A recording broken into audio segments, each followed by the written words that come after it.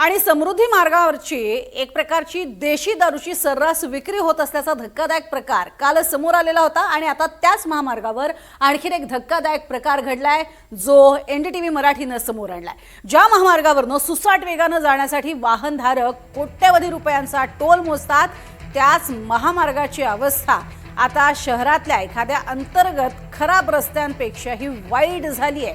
हे भीषण वास्तवच आम्ही समोर आणलंय। अंदाजे तब्बल 55,000 कोटी रुपये खर्चून हा समृद्धी महामार्ग तयार झालेला आहे। मात्र सध्या तो मृत्यूचा सापळा बनत चाललाय। महामार्गाच्या एकाच पुलावरती चक्क 16 पेक्षा जास्त मोठाले खड्डे पडले।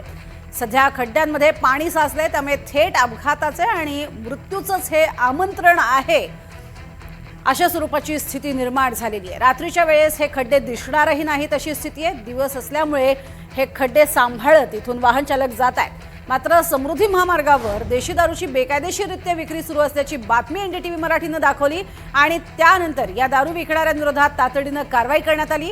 समृद्धी महामार्गावर मोठाले खड्डे पडल्याची ही बातमी एनडीटीव्ही मराठीनेच दाखवली आणि आता या महामार्गावरील आणखीन एक धक्कादायक बाब आम्ही तुम्हाला दाखवतोय। या महामार्गावर मोकाट जनावरं, शेळ्या, मेंढ्यांचा मुक्त वावर दिसतोय।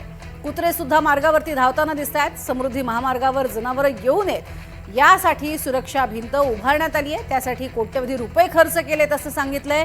मात्र तरीही ही जनावरं महामार्गावर कशी काय येतात असा प्रश्न मात्र उपस्थित होतोय आणि त्यामुळेच या जनावरांमुळे अपघात होण्याची सुद्धा प्रचंड भीती व्यक्त होतीये।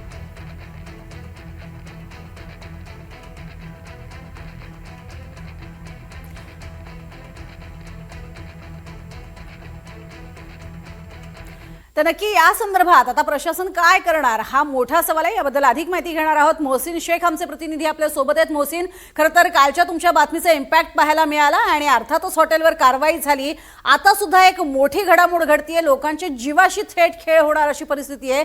काय यावरती प्रशासनानं तुम्हाला काही आश्वस्त केलंय, काही बोलणं झाले त्यावर? नक्कीच आपण बघतोय की हे समृद्धी महामार्ग ज्याच्यावर 55,000 कोटीपेक्षा अधिक खर्च झाला आणि सर्वाधिक टोल जर कोणत्या रस्त्यावर महाराष्ट्रात द्यावा लागत असेल तर तो समृद्धी महामार्गावर। मात्र या समृद्धी महामार्गावर नेमकं चाललंय काय आणि या समृद्धी महामार्गाचं कोणी वाली आहे की नाही असा प्रश्न उपस्थित केला जातोय।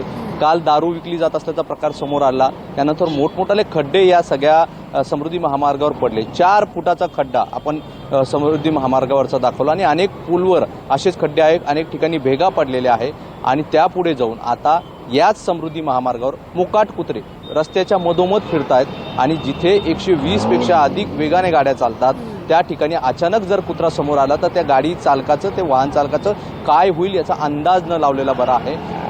दुसरीकडे याच समृद्धी महामार्गाच्या जे बाजूला बॅरिकेड लावले तिथेच शेळ्या, मेंढ्या, हे मेंढेपाळक जे आहेत ते चारताना आपल्याला पाहायला मिळतात आणि त्यांच्याकडून आपण जेव्हा विचारलं तर त्यांनी असं सांगितलं की अनेकदा जनावरं थेट रस्त्यावर देखील जातात आणि अपघात देखील होतात। त्यामुळे हे भयावह चित्र समृद्धी महामार्गाचं आपण दाखवतोय। त्यामुळे आता तरी हे जे कंत्राटदार आहे यांना सरकार जाब विचारणार का?